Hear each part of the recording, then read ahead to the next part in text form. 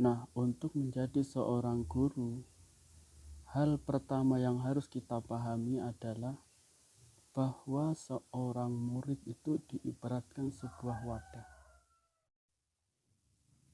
Assalamualaikum warahmatullahi wabarakatuh. Selamat siang. Kita akan membahas tentang seorang guru dan proses mengajar. Seorang guru itu seharusnya bukan merasa bangga atau membanggakan diri mentang-mentang dia seorang guru, dia merasa menjadi manusia yang mentang-mentang bergerak di bidang pendidikan, dia merasa manusia paling mulia dibanding masyarakat lainnya. Kalau di desa ya dibandingkan dengan buruh tani, dengan petani, dengan pedagang, dia menjadi orang yang congkak, merasa lebih baik dari orang lain. Itu penyakit seorang guru di desa ya, di desa seperti itu. Seharusnya bukan seperti itu. Ya di sisi lain itu memang baik karena memang itu bisa memberi semangat keilmuan kepada para guru. Tapi di sisi lain juga ada keburukannya gitu.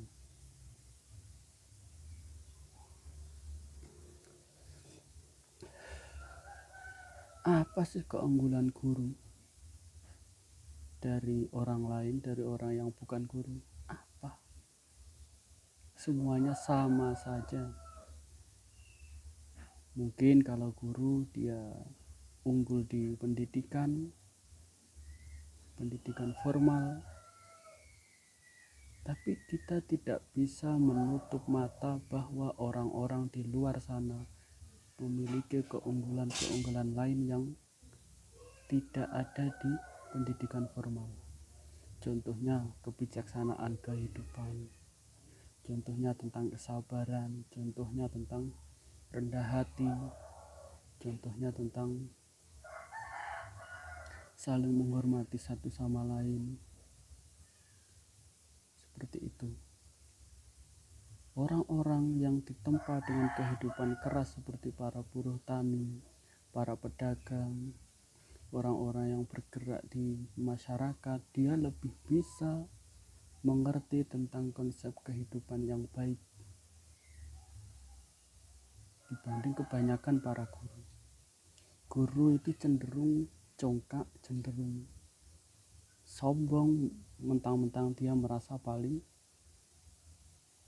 berpendidikan. Seperti itu. Apalagi dengan dalilnya bahwa orang yang mengajar itu memiliki derajat yang tinggi karena dia menjadi mu'allim. Dia menjadi seorang mu'allim, dia seorang pengajar, itu memiliki derajat yang tinggi karena dia mengajar sekaligus belajar. Dalil itu digunakan bukan sebagai tameng untuk membesarkan diri, untuk mencongkakkan diri, bukan seperti itu. Jadi harus dipahami itu. Justru seorang guru harus paham tentang ilmu-ilmu yang dia pelajari sehingga dia bisa tawadhu, bisa rendah hati, bisa bijaksana. Dan kebijaksanaan itu seharusnya bisa membawa pribadi dan karakter guru itu menjadi karakter yang unggul, karakter yang baik, karakter yang terintegritas, kredibilitas yang baik gitu.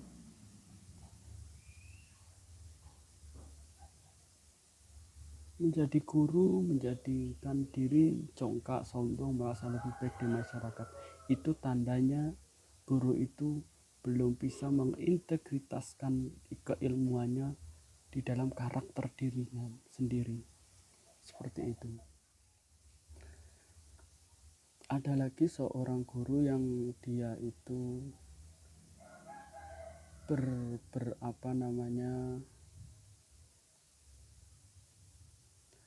berseteru, memiliki konflik batin dengan para guru yang lainnya karena Kalau bahasa Jawanya adalah iren-irenan. Iren-irenan itu kalau bahasa Indonesianya apa ya? Ya saling iri satu sama lain gitu. Kenapa iri itu?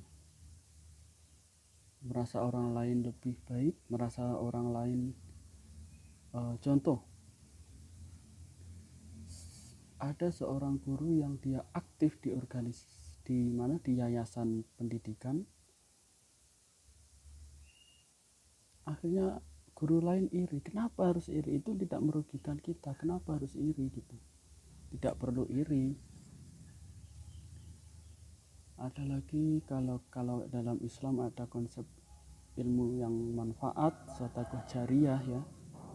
Ada guru-guru yang aktif di dunia pendidikan, sangat aktif, sehingga ada guru lain yang merasa saya kalah jariyah dengan dia. Kenapa? Nggak perlu seperti itu ya. Di sisi lain itu baik sih, itu membakar semangat kita untuk beramal lebih baik lagi. Tapi di sisi lain juga itu sebuah menimbulkan penyakit iri hati itu yang tidak baik di situ.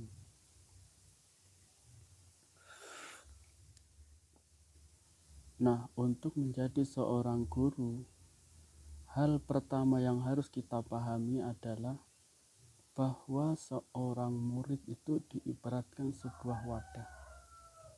Maka tugas utama dari seorang guru adalah membuka wadah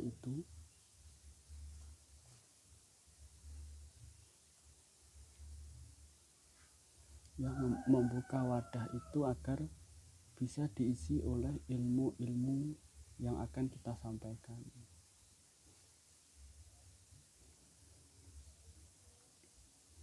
Nah, membuka wadah itu nggak gampang gitu.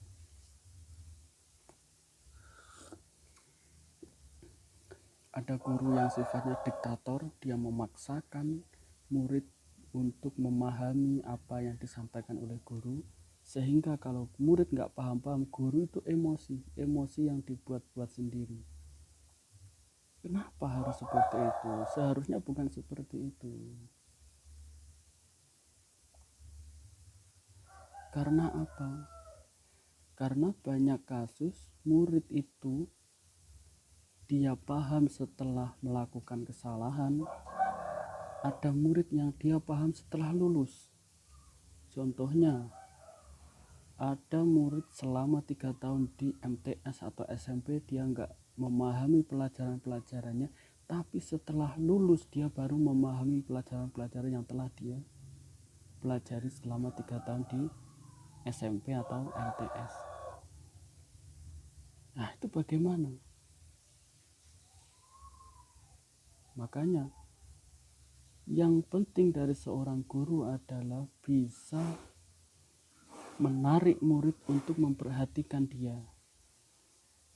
Seperti itu yang pertama. Yang kedua adalah seorang guru itu harus membentuk pondasi dari si murid-murid itu.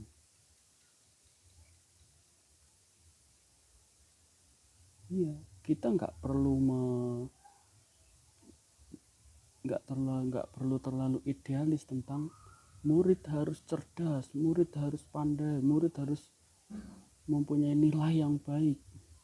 Bukan itu. Tapi apa? Nilai-nilai pondasi fundamental dari seorang murid itu yang harus kita kejar. Itu. Kalau yang bersifat fundamental, bersifat pondasi itu sudah kita usahakan untuk kita bangun, terserah murid pandai apa tidak, itu nomor sekian. Justru kalau fundamental sudah terdidik, justru dia akan menjadi orang sukses di kemudian hari dan tanpa kita sadari.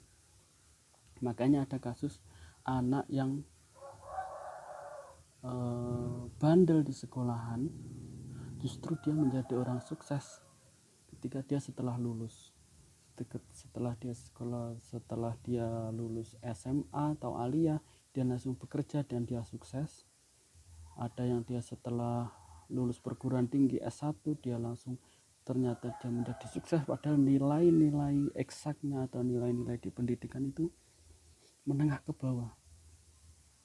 Tapi justru orang-orang pandai yang terfokus, pikirannya hanya terkungkung dengan nilai-nilai raport, justru dia ada kasus di mana dia menjadi orang yang down setelah lulus. Karena apa? Karena nilai-nilai karakter fundamentalnya itu tidak terbentuk dengan baik. Justru orang-orang bandel itu biasanya fundamentalnya itu terbentuk karena apa? Contohnya orang kalau siswa bandel itu biasanya kreativitas otaknya itu lebih cerdas daripada orang-orang yang terlalu fokus di nilai. Nah, pola kreativitas otak-otak anak-anak bandel ini justru bisa berguna di masa depannya. Kan seperti itu. Ada lagi anak yang tidak begitu memperhatikan di sekolahan, justru ketika dia lulus dia menemukan jalan-jalan kesuksesannya yang tidak sesuai dengan pendidikannya.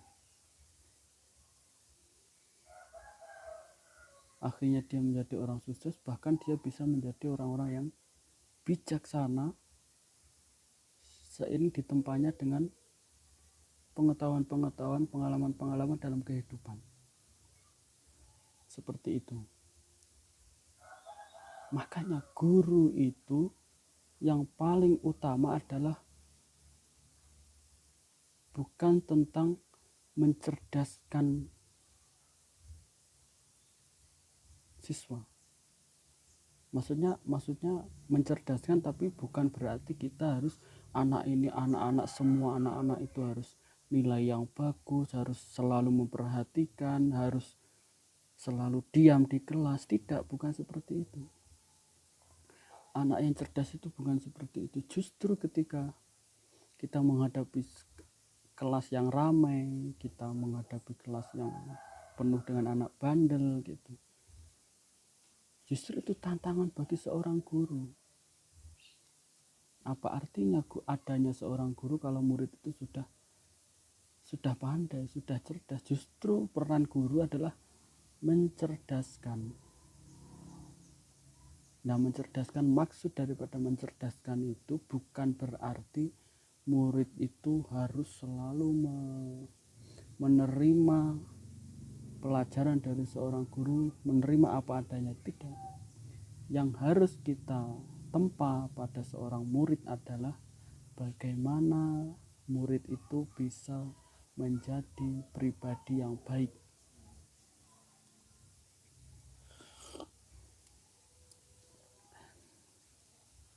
Contoh ilmu matematika. Fokus utama dari pelajaran matematika bukanlah anak-anak ini hafal rumus dan bisa mengerjakan matematikanya.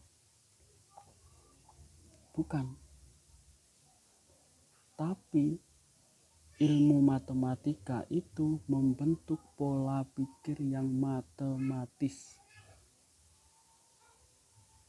Jadi yang dicari dari pelajaran matematika adalah membentuk pola pikir anak ini menjadi pola pikir yang matematis.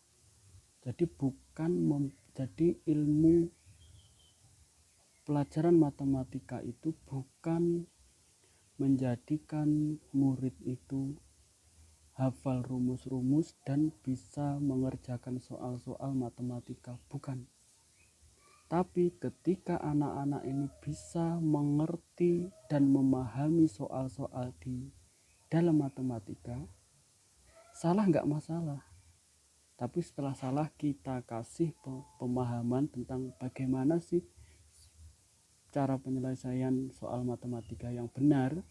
Nah, setelah anak-anak ini memahami, pemahaman tentang matematika itu bisa masuk ke dalam otak si anak, sehingga anak itu memiliki pola pikir matematis. Kalau sudah memiliki pola pikir yang matematis, setelah dia lulus, mungkin dia lupa rumus-rumus matematika, mungkin dia akan lupa dengan pelajaran-pelajaran yang telah dia pelajari selama di sekolah, karena dia sudah menghadapi kehidupan yang baru. Tapi pola pikir matematis tidak akan pernah hilang. Karena apa? Karena itu sudah tertanam di otaknya, sudah tertancap di bawah sadarnya. Nah, itulah yang kita cari sebagai seorang guru. Pelajaran itu yang kita cari adalah membentuk pola pikir anak yang berpendidikan. Pola pikir yang berpendidikan menghasilkan karakter yang unggul. Karakter yang unggul akan menghasilkan sebuah pribadi yang baik. Itu yang dicari dari pendidikan, bukan nilai. Ya, walaupun nilai itu juga penting, tapi bukan itu yang utama. Oke, itu tadi sahabat-sahabat semua, percobaan dari orang desa yang mau main di YouTube. Demikian, semoga ya barangkali ada manfaatnya.